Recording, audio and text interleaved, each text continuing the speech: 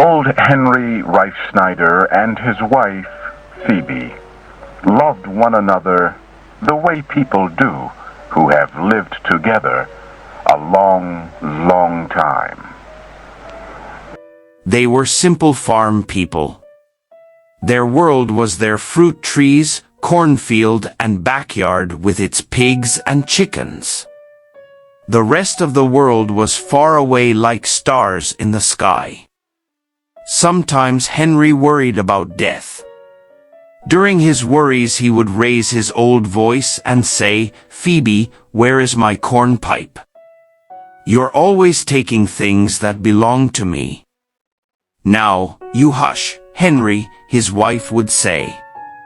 "If you keep talking like that I will go away." And then what would you do? There is nobody to look after you. Your corn pipe is on the table where you put it. Old Henry knew his wife would never leave him. The only leaving he feared was death. He often wondered how he could live without Phoebe. When she wanted him to get a pail of water, Henry liked to say, "Do this, do that." Always asking me to do something. Women are never satisfied. Phoebe would smile. She could see the inner happiness shining in his eyes. Henry talked sharply, but he never forgot to get water and wood for the fire. In this way they lived happily in their simple world. One day in the early spring Phoebe became sick and died.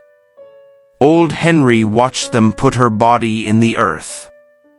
Neighbors asked Henry to come and live with them, but he would not leave. He wanted to be near the place where his Phoebe lay in the earth.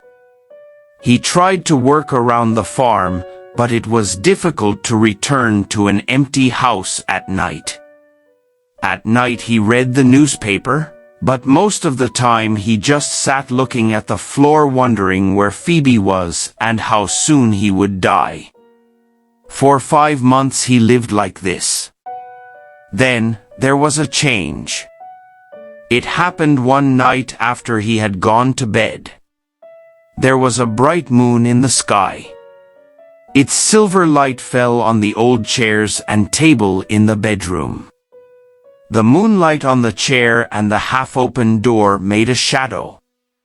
The shadow looked like Phoebe. She was sitting by the table the way she had done so many times before. "Phoebe," he called in a weak voice. "Have you come back?"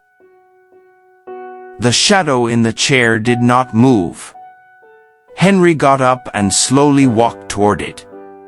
When he came near the table he saw that there was nothing on the chair but his old coat. Another night he thought he saw her again. He felt a soft wind blow in the room.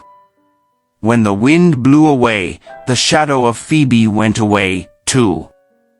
A third night when he was sleeping she came to the bed and put her hand on his head. "Poor Henry," she said gently. "I am sorry you are alone." He awoke and was sure he saw her leave the room.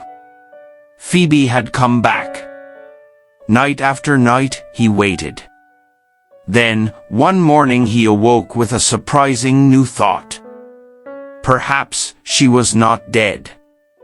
Perhaps Phoebe had just gone away. They had argued about the corn pipe and she had left the house. Yes, that was it. She was always making jokes about leaving him. This time she had really gone. That morning he started to walk to the nearest neighbors. "Why, hello, Henry," said Farmer Dodge, who was taking grain to market. "Where are you going this morning?" "Have you seen Phoebe?" asked Henry. "Phoebe who?" Farmer Dodge knew Henry's Phoebe was dead. "My Phoebe," Henry said sharply. "Who do you think I mean?" "You must be joking," said Farmer Dodge. "You cannot be talking about your Phoebe. She is dead." "Dead?" Not my Phoebe. She left me this morning while I was sleeping. We argued about my cornpipe last night, and that is why she left. But I can find her. She went over to Matilda Race's farm. Yes, that is where she is. Henry started to walk fast down the road. The poor old man is sick in his mind, Dodge said to himself.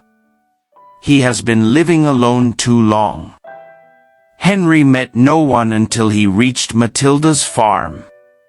His Phoebe and Matilda Race had been good friends. Phoebe must be here. He opened the gate and walked to the house. Matilda opened the door. Why, Henry Reefsnieder. What a surprise. Is Phoebe here? Henry asked. Phoebe? Which Phoebe? Why, my Phoebe, of course. Henry smiled a little.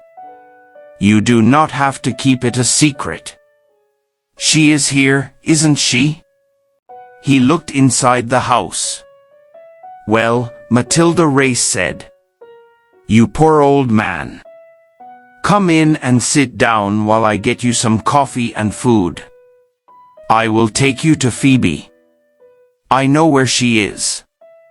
While Matilda worked in the kitchen, she talked to Henry, but he was not listening. He was thinking about Phoebe. He decided she was not there. I will go now, he said, getting up. I think she went over to the Murray farm. Then he was out on the road again. It was like this for many weeks. Every night he returned to his house to see if Phoebe had come back. Soon everyone in the area knew old Henry and answered his questions. I have not seen her, they would say, or, no, Henry, she has not been here today. It was in the 7th year of looking when Henry came to Red Hill. It was late at night and he was tired and sleepy. Years of walking and very little food had made him thin.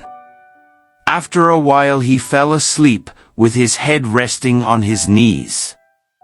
When he awoke it was still dark. The moon shone brightly through the trees.